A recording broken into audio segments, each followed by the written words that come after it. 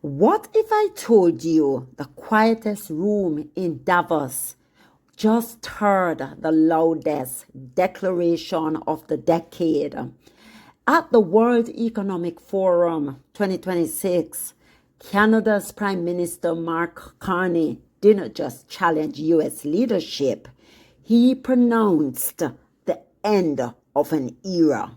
Not with tanks, not with sanctions, but with words that hit like a rupture in the global order. Tonight, guys, we are going to break down Rupture 2.0 and why this moment could mark the beginning of the post-American world. Davos is usually the place where power whispers, diplomats edge, executives smile, and leaders speak in carefully sanded phrases. But this year, that script was torn up. Standing before the world's political and financial elites, Canada's Prime Minister Mark Carney delivered a message that stunned the room. The old rules no longer govern the global economy, and the era of unquestioned American dominance is over. No ambiguity, no diplomatic cushioning, just a declaration that the center of gravity has shifted. Carney's speech wasn't anti-American, it was post-American. He argued that the global system built after World War II, US-led, dollar-centric, rules-based, no longer reflects today's reality. According to Carney, economic power is now multipolar.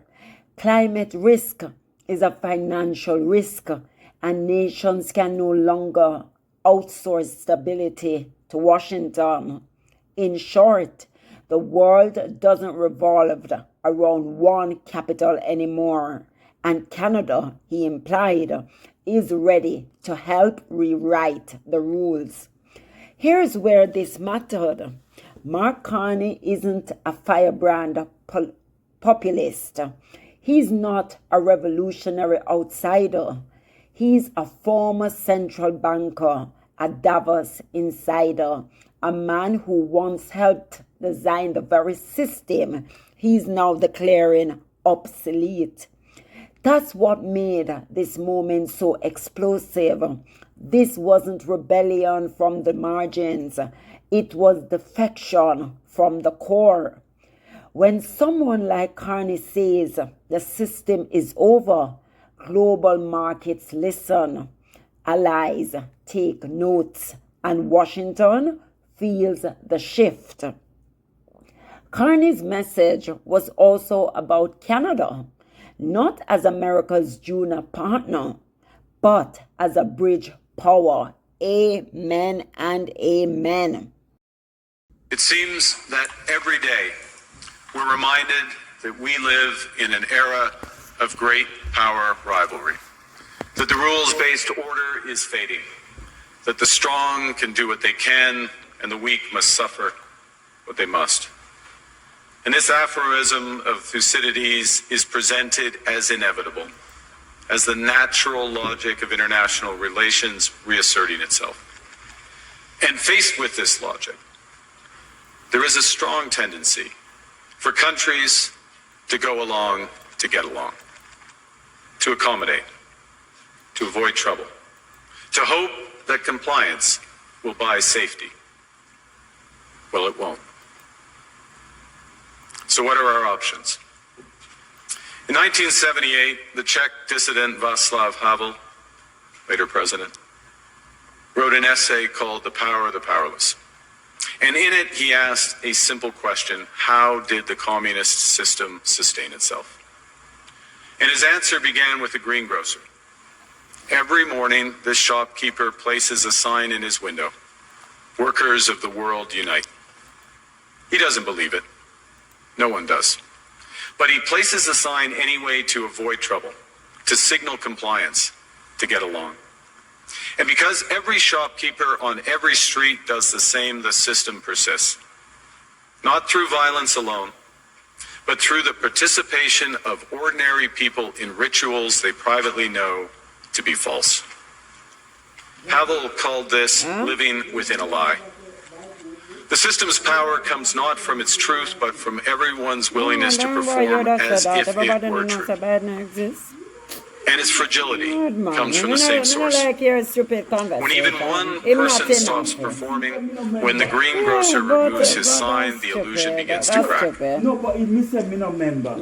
Friends, it is time for companies and countries to take their signs down. Stop being silly. It just sounds ridiculous. For decades. You never remember. Okay. I'm sure you don't remember about a lot of other people. For decades, countries like Canada prospered under what we called the rules-based international order. We joined its institutions, we praised its principles, we benefited from its predictability. And because of that, we could pursue values-based foreign policies under its protection. We knew the story of the international rules-based order was partially false. That the strongest would exempt themselves when convenient. That trade rules were enforced asymmetrically.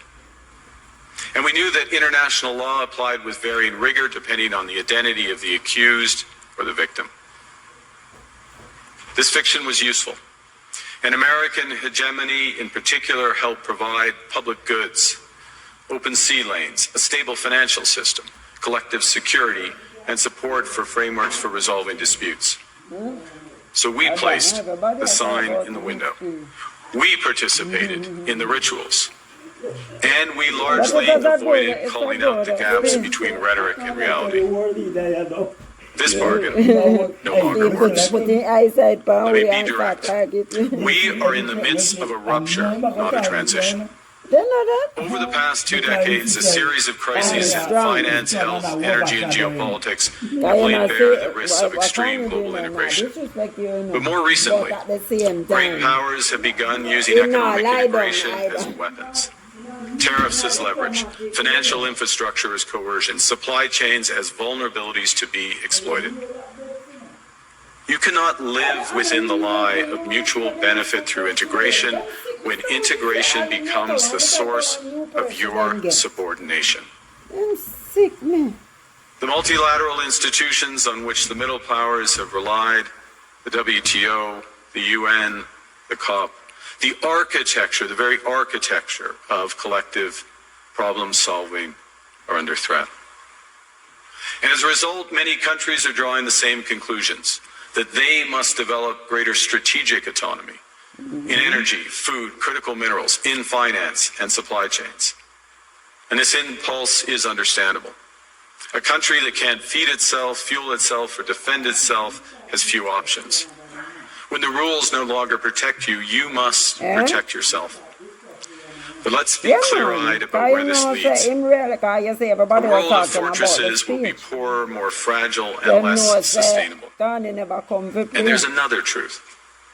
If great powers abandon even the pretense of rules and values for the unhindered pursuit of their power and interests, the gains from transactionalism will become harder to replicate. Hegemons cannot continually monetize their relationships. Allies will diversify to hedge against uncertainty. They'll buy insurance, increase options in order to rebuild sovereignty.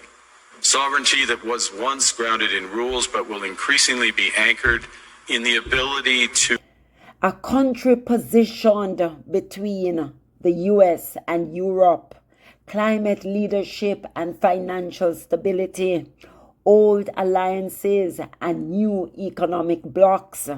Canada, Carney suggested, can help lead a world where cooperation replaces dominance and resilience replaces supremacy. That's a subtle but profound repositioning. Let's be very clear. This doesn't mean the US is collapsing tomorrow, but it does mean something has cracked. The assumption that America sets the rules and everyone else adapts is no longer universally accepted. And when even close allies say it out loud, the message is unmistakable. The empire isn't falling, but it's being outgrown. Rupture 2.0 or 2.0 isn't about hostility. It's about transition, a world moving from dominance to diffusion, from certainty to negotiation, from empire to equilibrium. The question now isn't whether the old order is ending. Mark Carney just told us it is. The question is, who writes what comes next? So guys, it was a powerful speech. Everybody's talking about it. Who writes the next chapter? That's what we're asking, because we can see the America First agenda is not going to rule the global economy. And the American First, isolationist as it is, that's for them to deal with. But other countries are saying we have had enough and we're moving on. It's a new global order. We're moving with the tide. Things and times are changing. No longer is America sneeze and we catch the flu. No. People are saying, countries are saying, we have had enough. So guys, please stick around and watch Status Check, because this is where we bring you the news. This is where we bring it to you unfiltered and left no stones unturned. So watch Status Check for more updates.